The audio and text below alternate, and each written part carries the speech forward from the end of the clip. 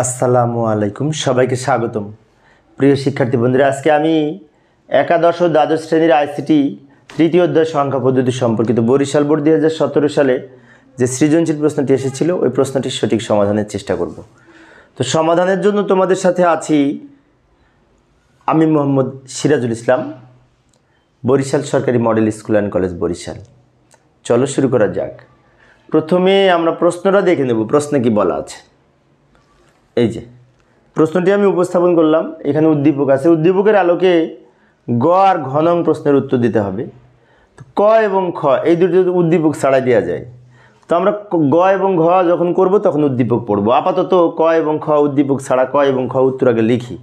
ক নাম্বারে বলেছে রেজিস্টার কি। তো রেজিস্টার হচ্ছে একটি মেমোরি ডিভাইস। এই যে রেজিস্টারের সংজ্ঞা আমরা লিখতে পারি। রেজিস্টার হলো এক ধরনের মেমোরি ডিভাইস যেখানে কতগুলো বিট সংরক্ষণ করা হয়। বিট মানে বাইনারি ডিজিট, 0 এবং 1। সেজন্য বলা হয়েছে রেজিস্টার হচ্ছে একটি মেমোরি ডিভাইস যেখানে তথ্য সংরক্ষণ করা হয়। অন্যভাবে বলতে পারি একটি উচ্চ গতিসম্পন্ন সার্কিট যা অস্থায়ী মেমোরি হিসেবে কাজ করে। রেজিস্টার হচ্ছে একটি অস্থায়ী মেমোরি, অনেকটা র্যামের মতো। তো যাই, এবার খ নাম্বারের উত্তর দিব। ক শেষ। খ নাম্বারে বলেছে 14 দশমিক সংখ্যা। তো এটা সমকক্ষ বিসিডি কোড আর বাইনারি সংখ্যা, এই দুইটা বিষয়ের মধ্যে কোনটাতে বেশি বিট প্রয়োজন বুঝিয়ে লেখো।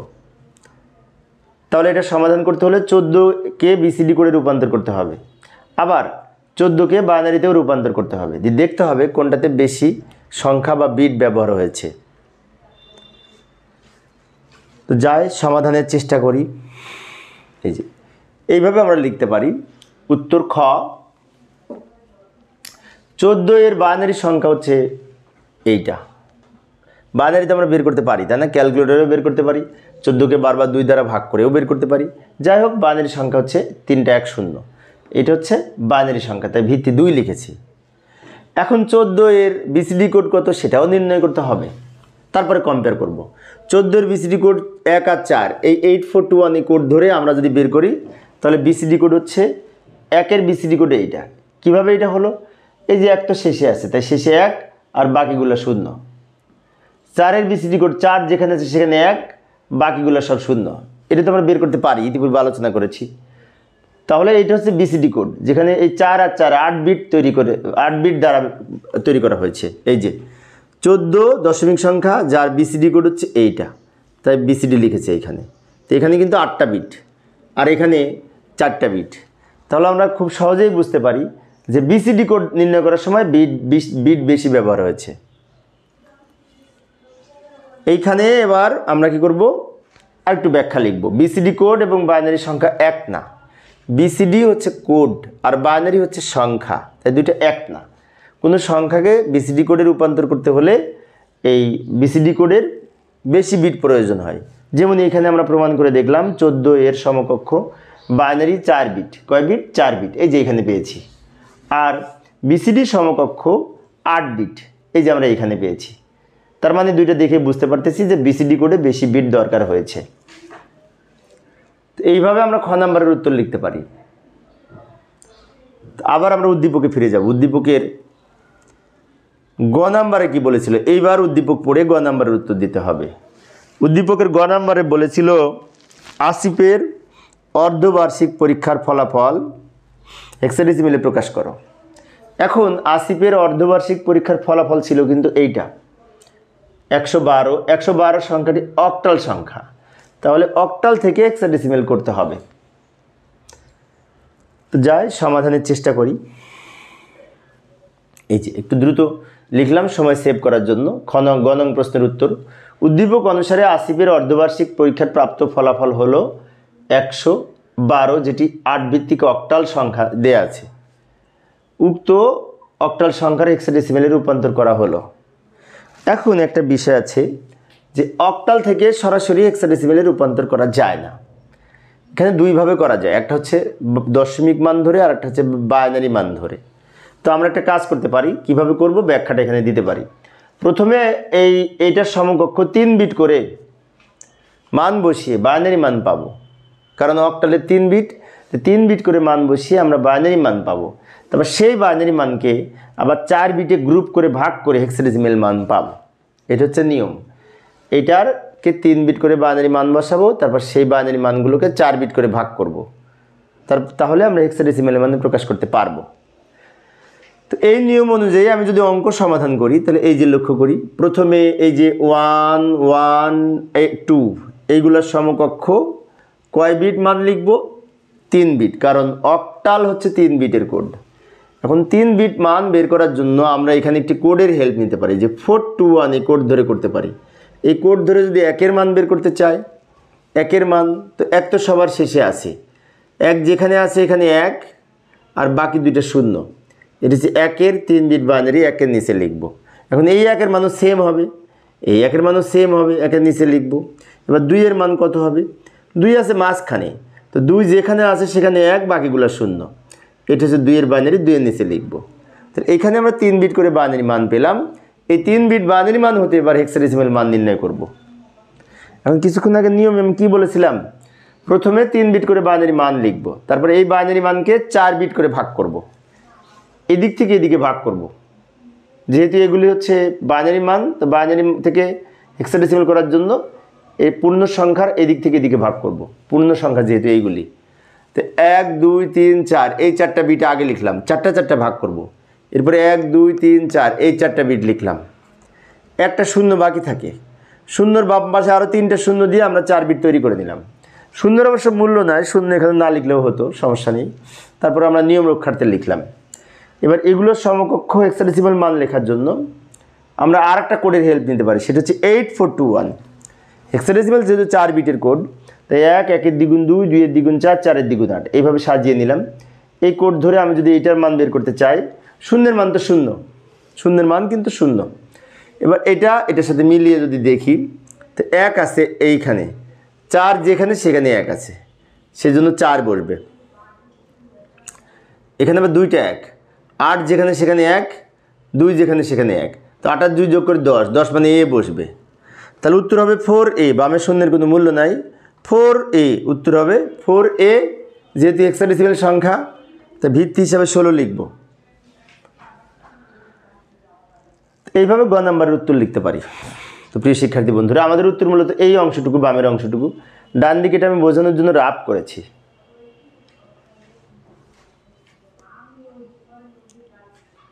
এইবার ঘ নাম্বারের জন্য আবার উদ্দীপকে ফিরে যাব।